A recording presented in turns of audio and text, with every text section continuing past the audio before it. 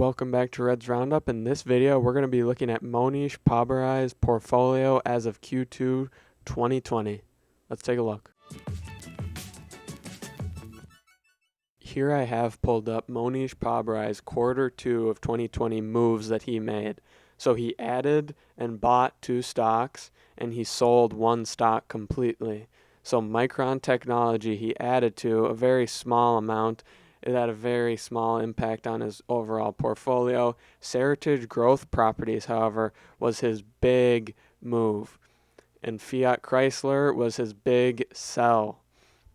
So let's take a look at what his portfolio is right now.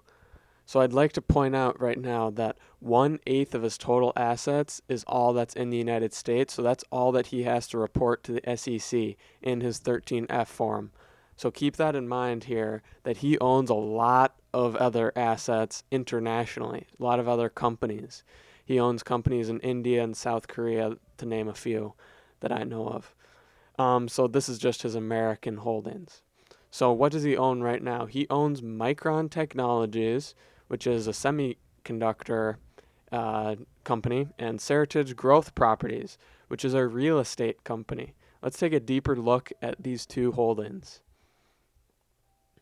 So Seratige Growth Properties, they are the holders of old Sears location real estate. So you might see these at your local mall or in your city, wherever you live. A Sears, a lot of the Sears went out of business, Sears went bankrupt, and Seratige was left with this real estate. And what did they decide to do with it? They decided to renovate it. So they're trying to change the real estate into more of an experience-based type of thing, more of a modern feel. So that's what they're working with right now.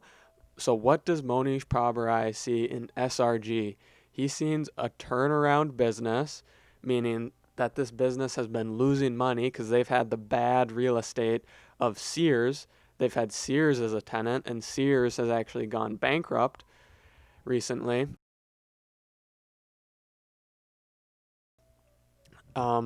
He sees that they can capitalize on renovating their real estate assets. So the existing Sears properties are being changed into new assets that are going to better cash flow for the business and better have value. And if they don't find ways to add value to existing properties, they're finding ways to sell those properties. So that's key. And it's owned by many super investors. So Warren Buffett actually owns a lot of the debt financing for SRG. He's financed debt for them. Guy Spear also owns part of SRG. So there are a number of super investors that are in on this. So it seems like they know something that we might not know. I think that's really key to remember here, that SRG, it's well liked by some really smart people.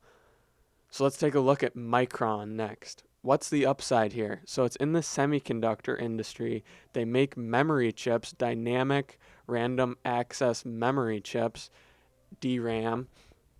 And here you can see the segment demand for this is their biggest segment, how it's going to grow, the market's going to grow over time.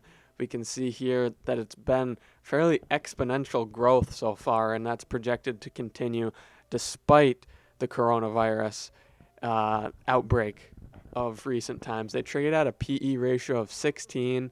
They've been struggling some. I encourage you to take a deeper look at them. This business is not so easy to understand. Thank you for watching. Be sure to subscribe, like, and comment if you want to see more. What do you think? Do you think Mohnish Pabrai made good moves, or do you think he maybe made some bad moves? Let me know.